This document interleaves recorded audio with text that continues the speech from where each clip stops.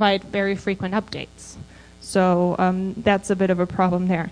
In Texas, one of the good things they're doing that other states haven't done yet, and that is something we think other states should incorporate, and that's a very banal requirement. But it will go very far in promoting accountability because people will actually learn that this website does exist if you require that every agency that has their own website posts a link to that spending portal on their front page. That way people are actually going to stumble over this website if they don't know about it, and that's going to be really useful as well. In some states, or many states quite frankly at this point, state employee salaries are excluded, and to some degree that also then extends to the contracts. They're specifically excluding state employees. So that is something we think should be incorporated. It should be part of any good transparency website. Again, perfect website, not out there yet. Good examples, Missouri, Texas, and Kansas. And locally, Milwaukee County, and I'll show you that a little later. In terms of think tanks, I think the New York one is very good. Obviously, we're very excited to see this website, and I told Carl the other day that I really love the introduction to it, as well as the content.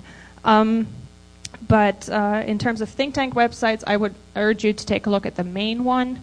What they have included, and that's really interesting, that will help you get an idea of how people react to those transparency sites, is the comments section. They allow comments to an individual expenditure. And it's quite interesting to see what people have to say on those expenditures. Now, what works and what doesn't work? Well, this is a common sense issue. It's very difficult to oppose on principle. And I spoke about the types of opposition or difficulties you may run into.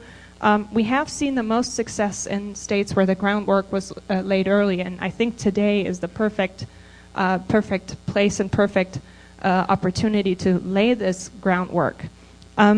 Washington State was a perfect example where many pressure points were hit at the same time.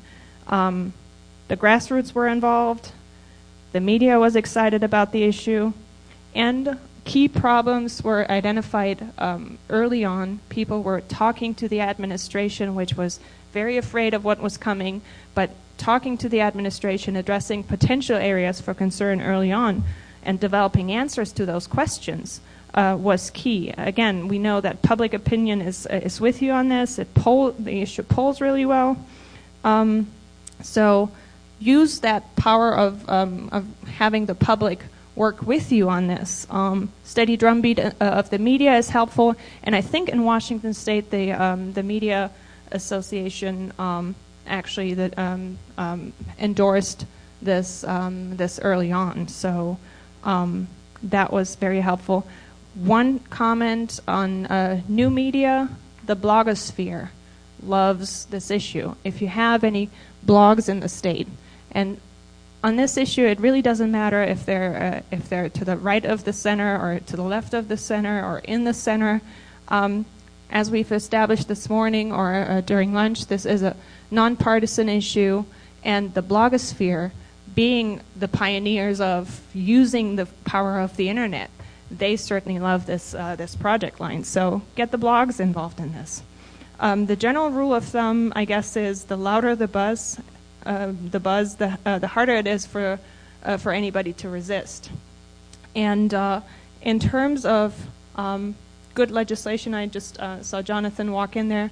The ALEC model legislation, we think, is the best model out there right now in terms of bills for you to look at. And I brought with me copies of the Kansas bill and the Texas legislation. They're passed out in the back. I think Jonathan has copies of the ALEC bill, which was a great bill to start with when we started working with that last year. But it has seen some improvements, some lessons learned that have been incorporated. I think at this point it's still draft legislation, but at the next ALEC model legislation will at the next ALEC meeting will formalize this and turn this into official model language again, and that has incorporated some of the concerns or some of the questions that I addressed earlier.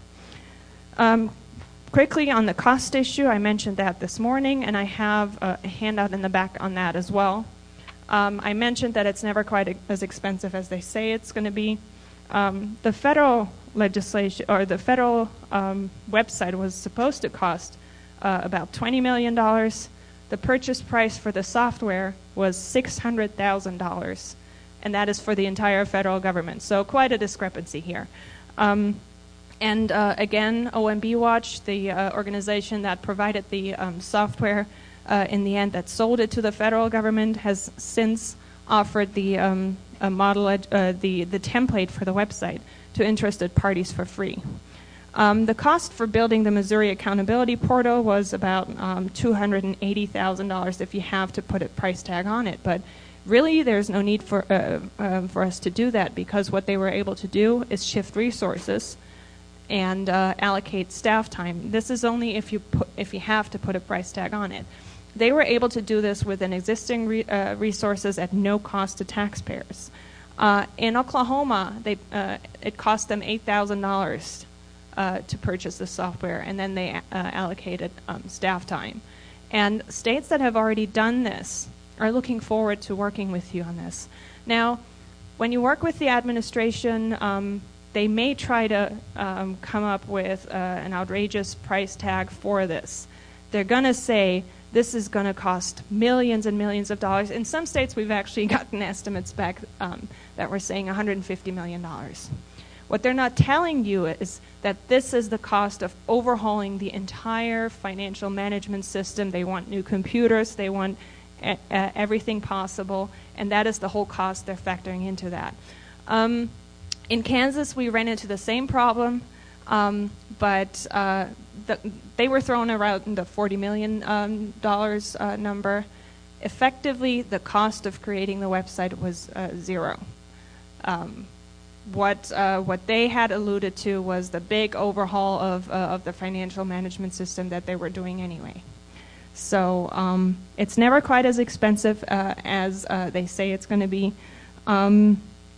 Locally, if you are interested in working with your local officials on that in your home county or a school district, there is a template available also. The conservative grassroots organization CRG Network has built a comprehensive database for Milwaukee County in Wisconsin, and it costs them everything included, and even some, that's the fundraising number they were giving me, $9,300.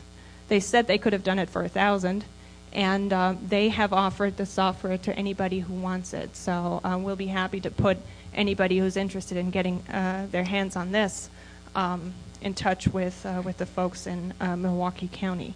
So the good thing in this is that we can draw from existing resources, we can draw from the expertise, and we can learn from some of the successes and some of the failures, I guess, too. One of the questions that I wanted to address too is the question, how much can you compromise? And that is a difficult question. We have to be very wary of the attempts to weaken the efforts. At the end of the day, there are two scenarios. You're not going to go for it at all. You're not going to compromise and come back when the political realities are such that you can get the full package, or you go for compromise and try to make it stronger. That really is a case-by-case decision. It's very difficult. We were working with folks in Florida, and they were trying to water down the legislation so much in a state like Florida, where in the end we just said, let's not do this. Let's come back and try again next time. In other cases, and given the nature of this issue, given the snowball effect that we're seeing on this, there may be an opportunity to come back later, but you may also, to strengthen it further down the road once you settle for compromise. but you may be better off trying to get the whole